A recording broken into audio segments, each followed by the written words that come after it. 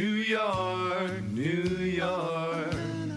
New York be about the Knicks, huh? But the best thing about New York City is K-N-I-C-K. Everybody say go New York, go New York, go! Go New York, go New York, go! Hey everybody, welcome to the New York Knicks podcast, episode 641. I am Jay. How you doing, Mark? Good. Jay, I got to ask you. Yeah. I'm going to put you on the spot. You have to tell the truth. You going to tell the truth, Jay? Yes. Is RFK Jr., Robert F. Kennedy Jr., is he talking about you becoming his vice presidential candidate? For those of you who don't listen to our comedy podcast, The Brink of Sanity, I ran for president in 2016, and the New York Post did an article. Robert F. Kennedy has not asked me yet, but I am ready and willing should he need a running mate. RFK has now spoken to Jesse Ventura, former governor of Minnesota. He's spoken to Aaron Rodgers, current QB of the Jets. I don't know why I said Knicks. Clearly, Jay is next in line. If those two people say no, so Jay may have to leave the show to run our country. Or vice president means sitting there while someone else runs the country. I could probably still do the podcast. I don't know why Kamala Harris doesn't come onto the show. Like, what is she doing these days? Right, exactly. Wouldn't it be great if she had a podcast that was totally unrelated to like the country? She's just like a podcast on knitting. That would be so funny if somebody had a high-level position like that and just refused to acknowledge anything related to it. Yeah, that would be. Or really people would ask you, don't you have more important things to do? And she'd be like, no, I really what don't. What are you talking about? Okay. Jay, so we have some topics to cover today. Yep. Starting with, is OG the Messiah? Mm-hmm. How did the Knicks front office get Tibbs not to play OG 48 minutes last night? Can the Knicks win in the playoffs if Randall doesn't return? Mm-hmm. Can Josh Hart solve world hunger and global warming while doing just about everything on the basketball court? What happens to my precious when Mitch returns? And should the Knicks have a seance to expel the Detroit Piston demons that are clearly haunting Burks and Bogdanovich? All right. That's a full Lots of lineup for topics. today. Yes. How you doing, Jay? How you feeling, Jay? I mean, they're starting to get healthy. Like, it's happening. Like, it sounds like the Knicks could have a full squad by the end of this month. And we just got a taste of an almost healthy team yesterday. And, oh, my God.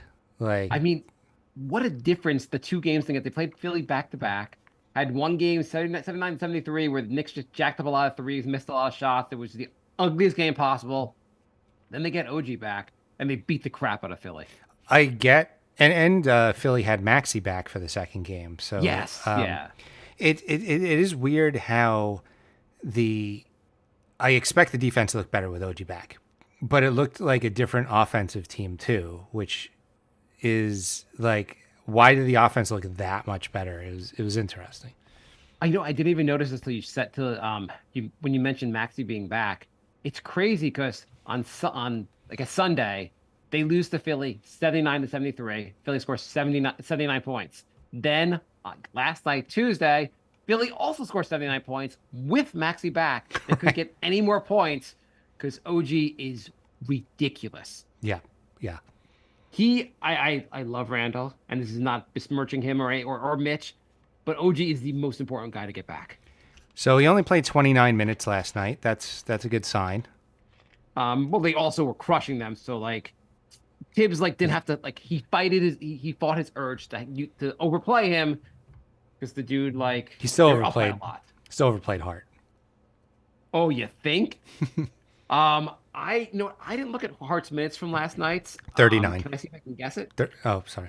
Okay, I'm gonna guess. Okay. Okay. 52. Yeah, he played. What did he play? 45. 39.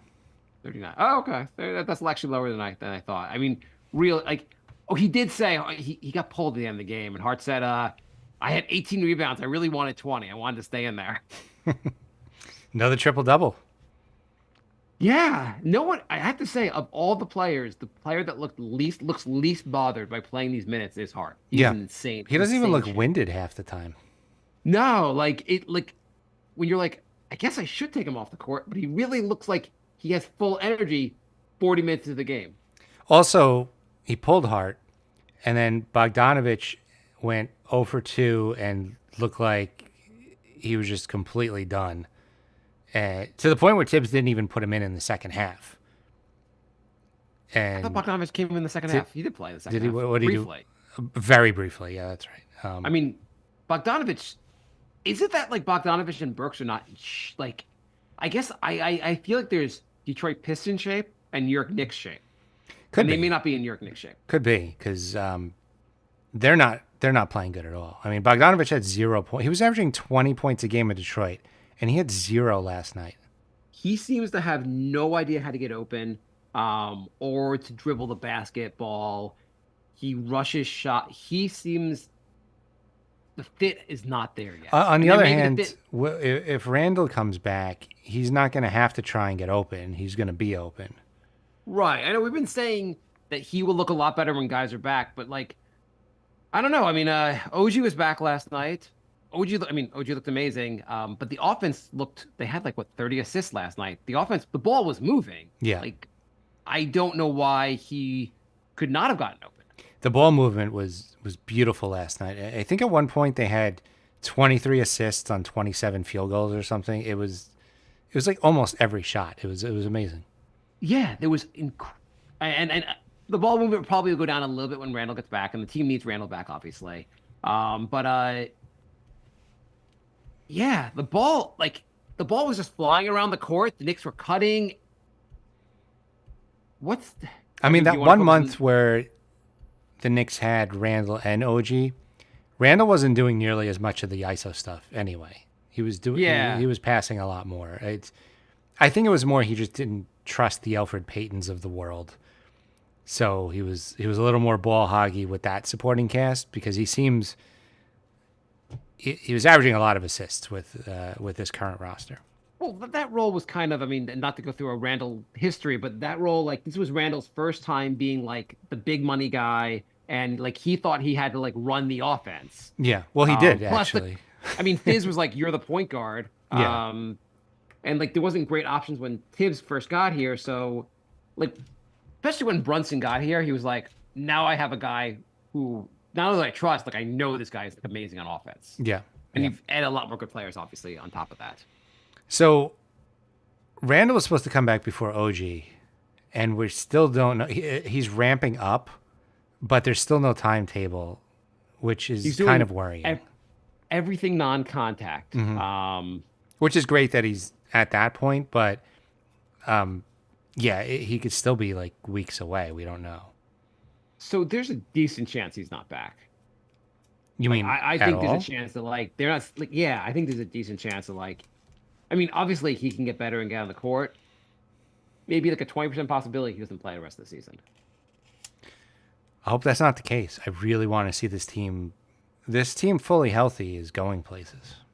Yeah. Well, you think also like there was one of the reporters, one of the New York reporters, I forget who, pointed out, maybe it's Stefan Bondi, I forget who it was, that guys with this injury, separated shoulder injury, following season, all their numbers were down. Generally speaking, like this really, and it's non-shooting hand, sorry, non-shooting shoulder, but like, I guess he's off every year in the playoffs anyway. So what's the difference? It's from what I heard, it's going to be how much pain can he tolerate. Yeah, that's what they're saying. Which also just makes your shot's never going to be as good, even if it's your offhand. Like, if you're in pain half the time, and he probably will not play 40 minutes. There's a decent chance he plays more like 20 to 25 minutes when he's back. Like they just limit him anyway because they're like, we'd rather have 20 minutes of him than have 0 minutes of him. Still a huge upgrade over whoever else would be playing. Well, Precious would be the guy like in the power forward spot. I mean, Precious would still be playing 20 minutes a game, if not more, depending on the center situation.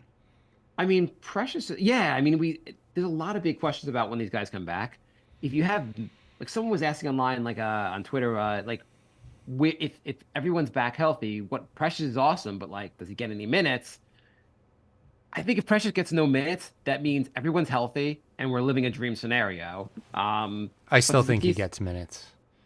Well, really, if everyone's healthy, how would he get minutes? Like usually Mitch and Ihart are the center minutes. Yeah. Randall, you're right. Like Randall would play 35 minutes basically if he's fully healthy. Fully healthy. Yeah. Yeah, Precious plays like 13. yeah, maybe. But also like working in minutes for Josh Hart. Yeah, I yeah. could You see have him OG Hart. You have Brunson, Deuce, and then you have Dante and whoever. Hart. Do you have Dante and Hart? Hart would take minutes from like the two through four.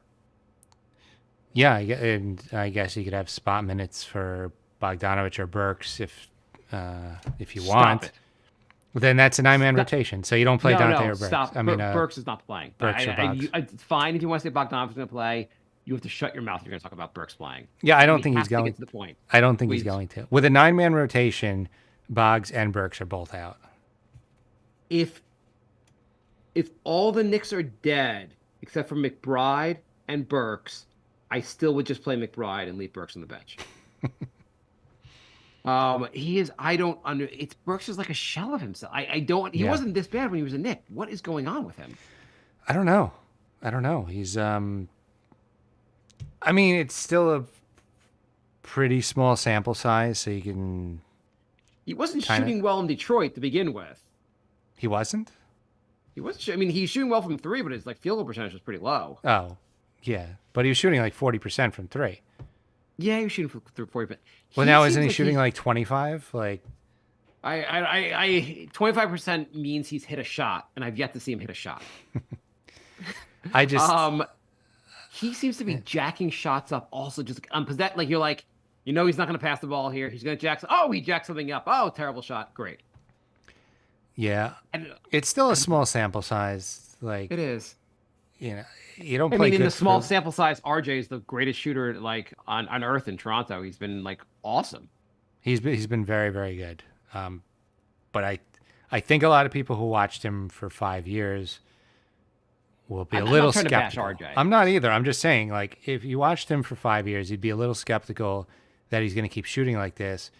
And conversely, if you watch Burks all these years, you'd be a little skeptical that he all of a sudden is washed up and is going to shoot like crap the rest of the time.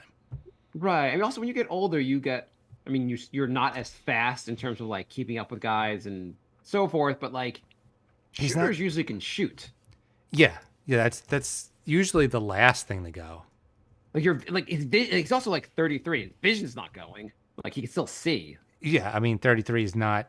He's, I think he's still 32. That's like not old enough to be like, yeah, he's like, should be washed up. Like, Yeah. he wasn't I washed don't- up a month ago, and now he looks washed up. I think it's just, he seems to be playing like he wants to prove how good he is instead of just playing naturally in the flow of the game.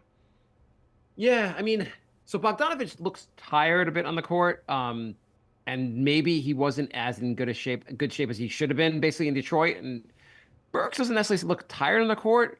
He just doesn't look good. He also is playing like more limited minutes. Maybe the pressure is just like we're on a good team now. We really need to contribute, and they're like just trying too hard. I mean, I think that's legitimate. I mean, I could see that happening. For me, like going into a new situation, I'd be a little nervous and maybe make some mistakes I normally wouldn't at first. I mean, not for a ton of minutes, but are you surprised they like Tibbs hasn't just said like, "Hey, Shake Milton, you can't be worse than Burks." I am, but Burks hasn't exactly been playing a ton of minutes lately. No, I think in he's fairness, ramping Burks down. I'm ramping him back to Detroit. Tibbs, I guess, has the history with Burks, so he probably trusts him more. Also, is like, hey, this guy's not this bad. Yeah, I don't know Shake's defense, but Tibbs has mentioned he likes Burks' defense. Okay, so I guess like Burks will start shooting better, and we'll see some of that defense. Yeah, I haven't seen the defense either. Tibbs says he loves it, so okay. I'm watching Burks play, and he was one of our better options a few years ago when the Knicks like with a fourth seed. He was I'm like how- the second best option on offense for a no, season. Derrick Rose was second, but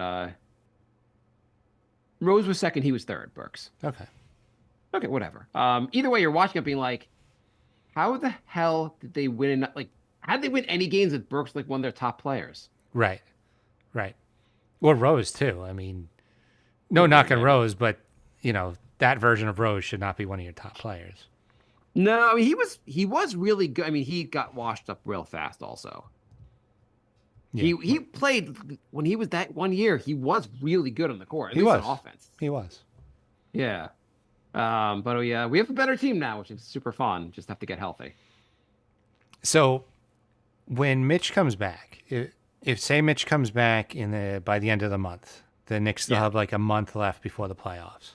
Yeah. I would either sit iHeart and play Sims more, or severely limit iHeart's minutes. I think his Achilles is bothering him. I don't think he looks right, and I would rather him rest for the last month and be at full strength for the playoffs.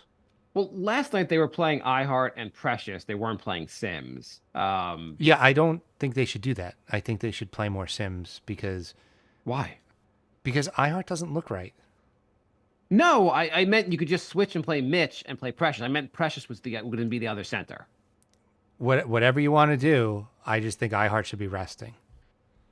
Yeah, I mean, it wouldn't be a bad idea to like if Mitch is back, just shut iHeart down for 2 weeks, give him extra rest before the playoffs. Yeah, yeah. No, I mean that would be a legit idea. Because But he's then again, just- also you don't want to overplay. I think Precious. well, that's has why I been said good. Sims, because Precious is probably Randall's gonna be playing limited minutes when he gets back, and so you have Precious probably playing 20 minutes a game. So you have Sims come in for 20 minutes a game. Why do you think, on a note about Precious, he was briefly in Miami, he was in Toronto, or why do you think I guess why do you think he was I guess why do you think but Precious like could not find a role in the last two teams and now he looks awesome? I think it's just roster construction. I don't think he would have had much of a role if Randall and OG didn't get injured, because Yeah. I mean, he wasn't going to play over what the hell? Drawing a blank. The power Randall? forward they traded. No, in Toronto. Oh. Oh, he was going to play over Siakam. Yeah, He was going to play yes, over Scotty Barnes. Right. Yeah, he had Siakam and Barnes. Like, there were just not really many minutes for him in Toronto. Yeah, it seems like he's like New York is the first place where I mean he's lucked into minutes basically with like just with injuries, and it seems like he has to be so goddamn happy with how things are going. Like this is the first time he's had a real role in the NBA. Yeah, yeah. And his minutes are going to go down a lot when the team's fully healthy, but I think he's played well enough where he should be getting at least 15 minutes off the bench. Yeah, he's also a guy. Hopefully, like if the minutes go down a little bit, like he'll be signable. Like some other team won't try to. I mean, I guess the thing that hurts him is he's not a great outside shooter Right. because he has all and like for be a real like a four in the NBA now needs to shoot outside. He's more of an old school type player. And I guess that hurts. I would freaking love to have him back here on a reasonable contract next year. Yeah, I yeah. love his game. So what did Obi play, about 16 minutes a game when he was in Yeah. New York? Precious could do the Obi role, but be better. Better. Yeah. Yeah. I know he's having a fine season for the Pacers. Yeah, I just think Precious is better. That's all. Yeah, I mean, It's I not do a love knock. the, Obi seems like a nice guy. I just think Precious is better. all the Obi stands were like, oh my God, how is he not playing 40 minutes a night? The Nick, this is a crime against nature what Tibbs is doing. How could he only play him 15 minutes a night? Now he's playing 18 minutes a night for the Pacers, and everyone's like, okay, that makes sense. I mean, the Pacers are doing him right. They gave him an extra 3 minutes. People wanted to trade Randall and start Obi. Can you imagine? Obi is fine. He's a solid role player, like energy guy off the bench. That's his role. It's fine. Yeah. Not everyone the Knicks get rid of has to be a bad player. They could, like, I mean, Cam Reddish is a bad player, but like, IQ they is could be player. good. Good IQ's a really good player. It's the role basically. Someone said like they're like the Knicks like they dropped the ball with IQ, and I was like, did they really drop the ball with IQ? I mean, they just said Jalen Brunson's a better starting point guard, so and IQ wants to be a starting point guard, so we have to move on. Right. Even if you're going to say he's going to play off the bench, he wants 25 million a year, maybe more. Yeah. Or you could have Deuce for 4. Not as good as IQ, but for that price difference, I like the Knicks aren't winning if Brunson's injured anyway, and having a guy like Deuce playing 15 minutes a game is great. Yeah, I mean, also people say the dumbest. I mean, obviously people say the dumbest stuff online, but like someone made the argument that like, well, you gave up. RJ was averaging this many points, IQ was averaging this many points, and you got this many points a game back. And I was like, that's the dumbest. Like, it's not a fancy basketball team. It's about fit. It's great that those guys are working out in the Raptors. OG is an amazing fit for what the Knicks are looking for. Yeah, yeah. Also, it just because you're averaging a certain amount on one team doesn't mean you're going to average it on the other team. Example A, Bogdanovich. Example B, Burks. Yeah, exactly. We got some questions. Yeah. First question comes to us from on Facebook. Dan writes, "How confident are we that we can make the 2 or 3 seed with OG back? He really seems to allow everyone else, minus Pistons boys, to play their game.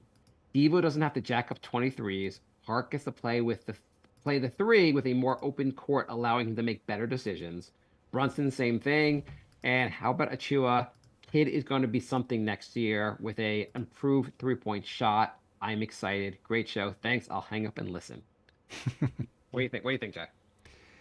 I think that I don't think the 2 seed, just because I think they're still a little too banged up. When guys come back, they're going to be on kind of a minute restriction. Right now, they're 3.5 out of the Bucks at the 2, and they are 3 back of the Cavs at the 3, and only 1 game ahead of the Magic. Yeah, I just think that we don't know when Randall's coming back. We don't know when Mitch is coming back. If they were coming back in the next week or 2, I would say yeah, but I don't think that's going to happen, and I don't think they're going to. It would be great if they did, but on the other hand, a 4th seed would be fine. I think the 3 or the 4 with the Cavs, the opposite of us. Playing the Cavs first round would be the and I'll eat my words, but I think that's the matchup I want first round. I mean, that would be Cavs are a good team, but it would be funny if the Knicks beat them back to back. But the only way for that to happen is them to fall to. Oh, the 4 or 5. Yeah, never mind. 4 or 5. Yeah, I don't think the Cavs are going to fall to the 4 or 5. Right. And right now, at the 4, the Knicks play the Magic first round. Totally fine with that. Totally fine with that. I mean, really, you would like not to play the Celtics or the Bucks first round. Everyone else is fine for the first round. Yeah. Even the Sixers are fine because chances are Embiid is not going to be healthy by then. Right. Pacers, bring it. I'd rather not see Miami just because they'll probably injure somebody on the Knicks. They seem With to a steel like chair. Yes. When the ref's not looking. Yeah. He used the chair. I don't even know how he came off the top rope. Where was the rope? Where did they pick up this rope? Butler's like calling the ref's attention while Bam brings out the chair. Yeah, it would just be professional. It would just be the biggest bullshit. Yeah, I would not love to play the Heat, just because of who they are. But I mean, even if you ended up playing, let's say you end up playing the Bucks first round, it is what it is. You have to get through all these teams anyway. Yeah, but I don't see any scenario with the Bucks as a first round matchup. Yeah, I mean, like people say, like you don't want to play the Celtics first round, and I kind of get. I mean, I get that. You'd rather see them be a little more banged up later in the playoffs, but you got to go through these teams anyway. You could also be more banged up when you play them. So that is true. But I obviously would not like to play the Celtics first round. That would be the ultimate not matchup you don't want. And chances are the Knicks are not going to fall to the 8th seed. Right. Or OG should keep us out of the out of the play-in at the very least. I think they're going to stay in that 4 spot. 4 or 5. I don't know. I mean, on the one hand, the schedule ahead, the Knicks should win a lot more games now that OG's back. Um, they really should. I mean, the schedule. Let's see the schedule coming up. They got next five. They got Portland, Sacramento, Golden State, Denver, and Brooklyn. I mean, other than Denver, those are all winnable games. Yeah, I mean, and the last time the Knicks played Denver, they beat the crap out of them. So, Yeah, though I think Denver will want some revenge, and it's in Denver, which is always tougher. yeah, yeah. But like, And then, when you get to April, the Knicks could be fully healthy, in which case they might have another like 17-2 run in them. Not that yeah, there'll be the that many schedule, games left, but the April schedule. Here's the April schedule: Miami, winnable; Sacramento, winnable; Chicago, definitely should win; Milwaukee, Chicago again, should win. God damn it! How many times they play? They have Boston, then Brooklyn and Chicago. A bunch of winnable games. I thought they already played Boston like 4 times this year. they did. The play-in tournament gave the Knicks Oh. a fifth Boston game, but the NBA made up for it by giving the Knicks an extra Detroit game. Yeah, okay. Didn't the Knicks play? The Knicks have an extra like 5 games at Milwaukee again this season also. No, I think it was 4, but I think they were like front. I think 3 of them were like beginning of the season. Oh, So there's but 3. it is the NBA program like, well, you play the Celtics one extra time, but you get to beat the Detroit Pistons one extra time also. It's a trade-off, I guess. I guess. I mean, that only makes sense if you're a 500 team. It's a disadvantage if you're an above 500 team. That's a fair point. Achua seems like a guy that will work about it. His point about the three, Achua seems like a guy that will spend his offseason working on the three to get a lot better at that for next season. Yeah, yeah. I don't see. I don't think any he's going to be reason Steph Curry, but I feel like he'll be a guy that can hit an open three in the future. why not. A guy where you're not cringing when he sets up for a shot. Even when he's standing out there, I'm like, don't even stand out there.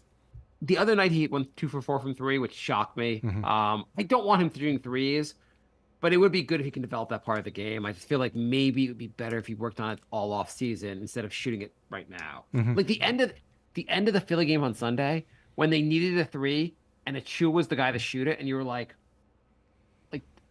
don't pass him the ball when you need a three. Well, that's Tibbs' fault for even having him in there. Right. I mean, I guess they should have had Bogdanovich out He there. should have had Bogdanovich out there, yeah. So Bogdanovich could have missed the three because he's been completely disappointing so far. I would still rather Yes. have Bogdanovich shoot the three than Precious.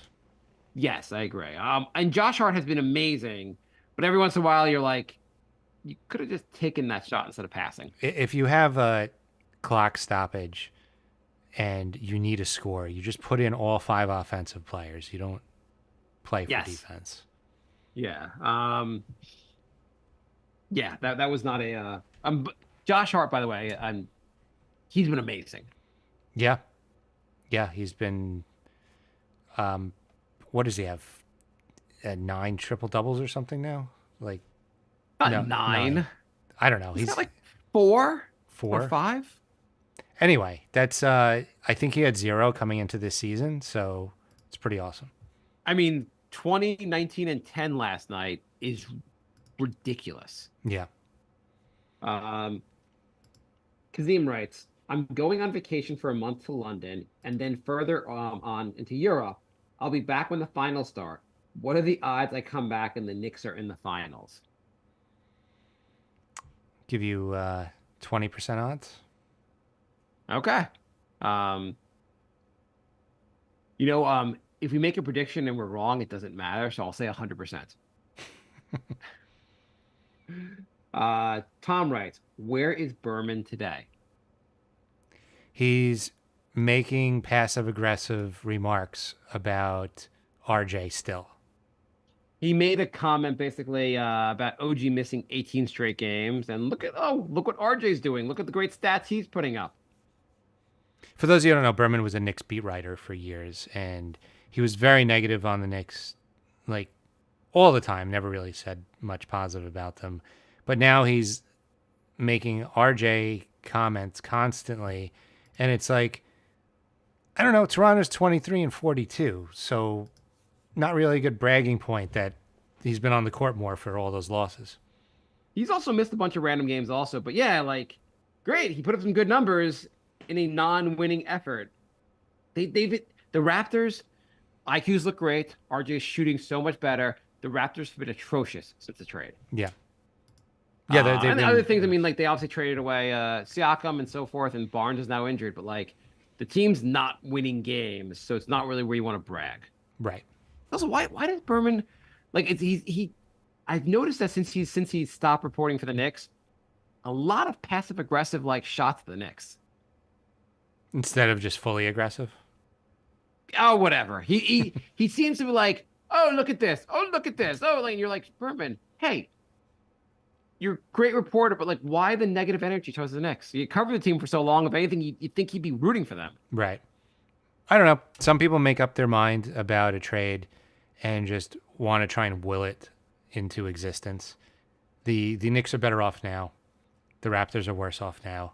That's it. That's the way it is. Like, Yeah, there's this certain segment of the fan base also is like, look, it was a huge mistake to trade RJ, and you're like, I don't know. I know OG has been injured, but the team looks amazing with him on the court.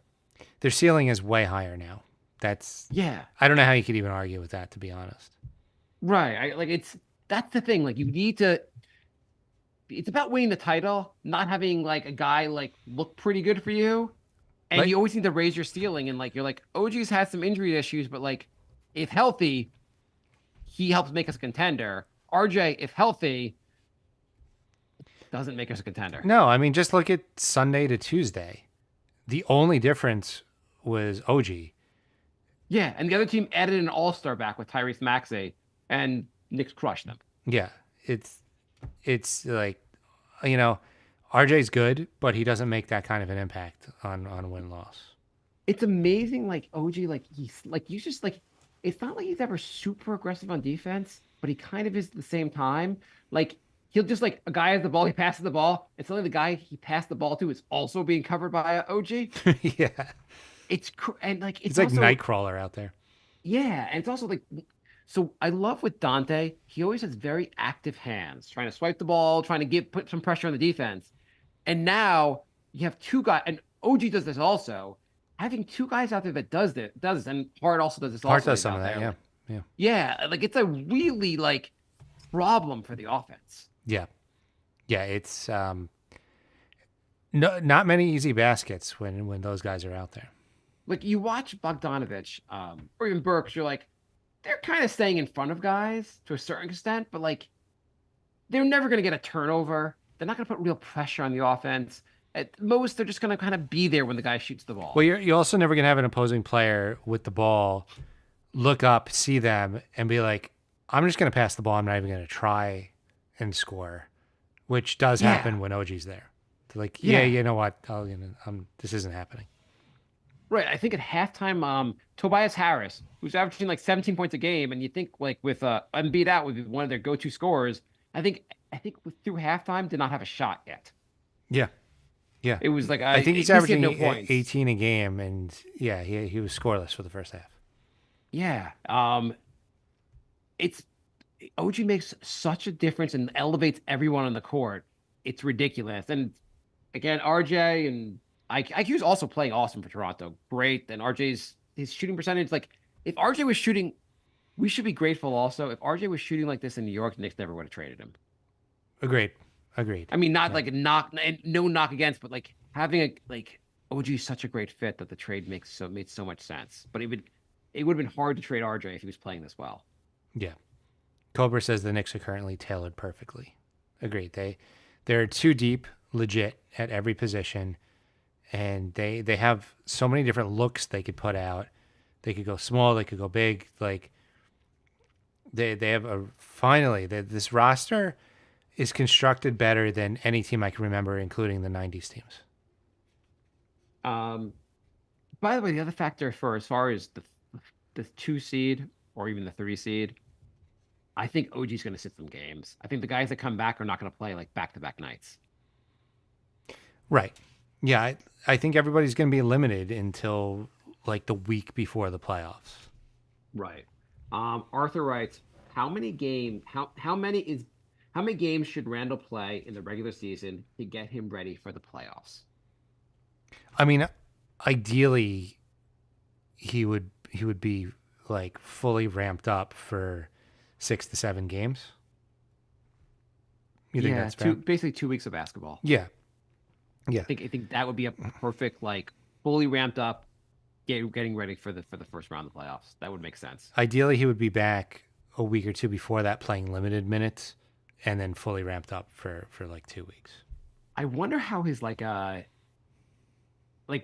one of the things that Randall always brings is he's unbelievable shape for the regular season, and that's made him such a great player. I wonder how much and I know he's supposed to be working out. I wonder how much the shoulder injury has limited his ability to be like in great shape. I mean, luckily it's an upper body injury, so he should be able to still get cardio in.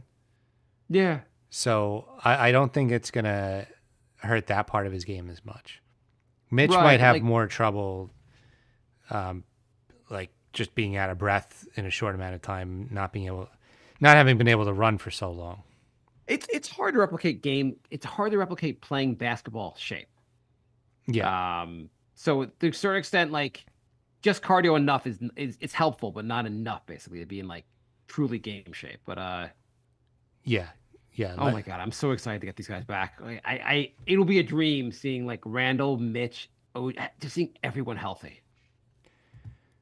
I'm so excited about seeing this team healthy. I mean, I saw someone point out online, which I thought was just like they were like, do you realize that Mitch and OG have yet to share the court together? And I'm like, man, it's gonna be so much fun to watch these guys together. the Knicks are going to be a problem. They're going to be a Yeah. problem. I mean, a fully healthy iHeart, a Mitch out there, like they are gonna be really, really good in the playoffs. This strange things can happen. This team could go on a run. I mean, they went 17-2, and they didn't even have Mitch. Like, this could be something Yeah. special. Yeah, and and if anything, like DiVincenzo has developed more since then because his role increased. Precious obviously has just developed more because of the time, like the added playing time. And McBride has really stepped up his game and can just do a lot more now than he could. Like, Hart. yeah, all these guys really have expanded their roles also, which should make the team even deeper and more dangerous in the playoffs. I mean, listen to what we just said. We're not scared of anybody except like Boston. Like, Yeah, I mean, when was the last time you were not scared of 13 other teams in the conference? I mean, this is the best this is the best I felt about the Knicks since the 90s. Mhm. Yeah. Easily. Easy. It's, by the way, McBride also, like, I know and now we're all the show now is I love this guy, I love this guy, I love this guy, get healthy, I love this guy. But It's a McBride very is likable shooting team. I mean, Very everybody hustles. They have good personalities. They all get along. There's no, this guy showed up hungover and shot 2 for 18. Like, It's McBride now has played 52 games, averaging 15 minutes a game, and obviously like more minutes as time's progressed. But he's averaging 40% from three. This is one of the things you would have said, like, until he develops a 3-point shot, like he's not going to be that, like, even with his defense, he's got to be able to do something on offense. I mean, He can drive to the basket. Like he can do a lot of stuff on offense besides play killer defense. we were saying for years that he shoots really well in the G League. There's no reason it shouldn't translate to an NBA game eventually. Maybe it was a confidence thing. I don't know, but it's finally here, and he's like a guy where like you're excited when he's open at the baseline or something. Well, they said when the OG trade happened, and they were like, "There's gonna be expanded role for McBride." They had said like he hasn't shown in the NBA, but they said like in practice, Tibbs says he does everything in the practice. Like it's going to translate. It just hasn't yet. Yeah, they had It's nice to confidence. have faith in the guy. They gave him that long-term contract. They knew it was going to come eventually. Huge contract, I mean- contract in NBA terms. Whatever, it was long-term. I mean, Yeah, I mean they like 3-year deal. He's not like getting huge money from the NBA, but like, hey, whatever. It's working out. Like he has a role now going forward. He can develop. His next contract could be a bigger contract. yeah. Um, So, anything else? Is that all the questions? that's all the questions. If you want to email fun. us, nyknickspodcast@gmail.com. We are NYNix Podcast on Patreon, Instagram, Facebook, and Twitter/X. Predictions for the next 5 games? I was going to say, we've been very positive. What things outside of injuries? What things? Give us some negative. Is there a couple negatives? Things that still drive you crazy, Well, I mean, or things that concern you right now? things that concern me is that sometimes the offense just looks very like struggling to get baskets, and OJ should not be that important to the offensive end of the court to where like they look like they can't even get a basket.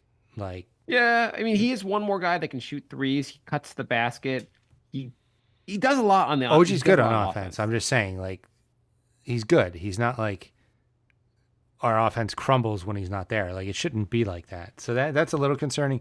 I know Randall's coming back, and with Randall out there, I don't think the offense is going to struggle. But right now, the offense has looked a little sketchy. You're right. iHeart has not been, and he's a little more limited. He's not been the iHeart that like looked like he was going to be the like. Well, you said taking over. non-injury related, and I think his Achilles is still the reason for that. Yeah. Josh Hart, whose role has increased dramatically, and he's been awesome. I just sometimes when the Knicks need baskets, I wish he would just be a little more alpha and like just take the three and like don't pass the ball. He passes too much a little bit. Mm-hmm. We already bashed Bogdanovich and Burks. And Precious's 3-point shooting. I can't believe we're actually like trying to find something negative. After all these years of like struggling to find something positive, now we're struggling to find a negative. Yeah, you could say Tibbs like it's still like the other night basically not putting out 5 shooters. Mm-hmm. McBride at times needs to be more aggressive attacking the rim because he can. I think Tibbs gets more out of his players than most coaches do, but I also think he's very uncreative as far as playmaking and I guess strategy wise. Like I feel like the reason I wouldn't want to play Miami is even though I think the Knicks have a way better team, I think Spo is just like a wizard with that kind of stuff, and I just think he's just better than Tibbs. If you've been listening to Josh, and you should be listening to Brunson and Josh Hart's podcast, which is crazy. They have a podcast. Brunson, I think it was last week's episode, was just talking about like Tibbs, and it was like there is no coach ever there's no one as prepared as he is. He's unbelievably prepared for every game. Okay, I mean they would know better than me. Yeah, I'm no, going I mean, by the eye I'm not test. like arguing. I'm just saying like forgetting like he prepares. He goes. He is an insane workaholic. Basically, is what it comes down to. Which is kind of what you want out of your coach, someone that like is as unbelievably dedicated trying to win. Yeah.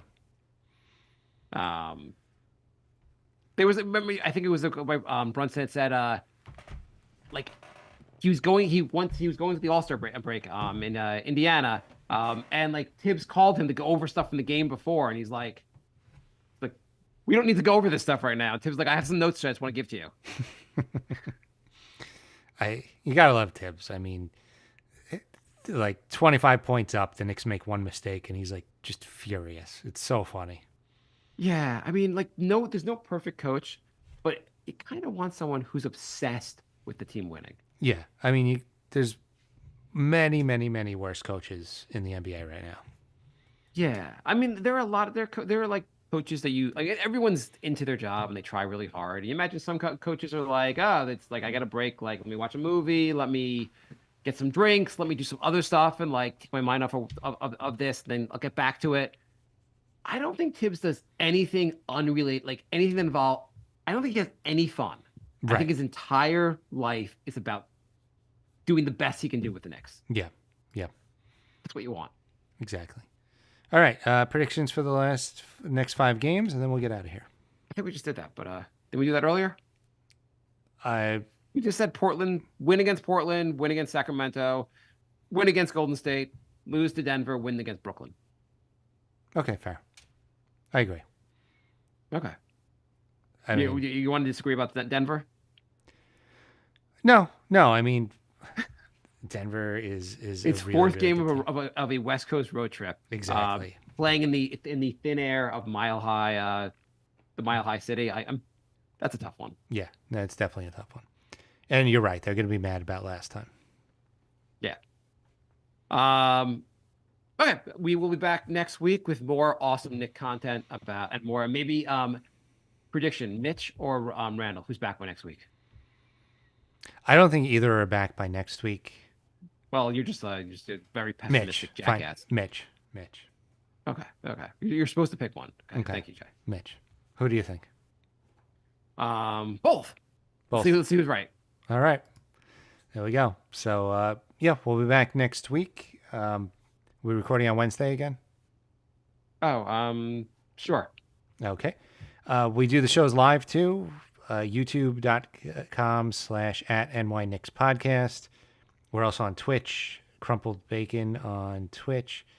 And we stream live through the Facebook and Twitter apps. So follow us there, like and subscribe, and we will see you next week. Thank you. Yes, and if people write in, Jay said he will start a Knicks Pinterest page. As soon as I figure out what the hell Pinterest is. I think I'm going to go to my grave not knowing what Pinterest is. Okay, I'll put a picture of your grave on Pinterest. Goodbye,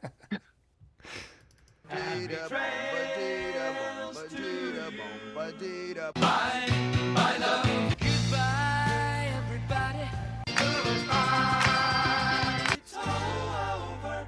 It's time to go. This is the end. Say goodbye. I'm gonna leave you. It's the end. Goodbye. Goodbye. Just leave me alone. Feels so good to say goodbye. I'm sick and tired and I'm saying goodbye. Goodbye, girl. Goodbye, everybody. All right. I know you got to run, so we won't do an after show today. But thank you, everybody who joined in the live room. Appreciate that. And we'll be back next week. We usually record, around 6:30 now? 6:30, 7 o'clock. 6:30, 7 o'clock Eastern Standard Time. So just follow us, and you'll get the notifications on when we go live. Yeah. All right, good.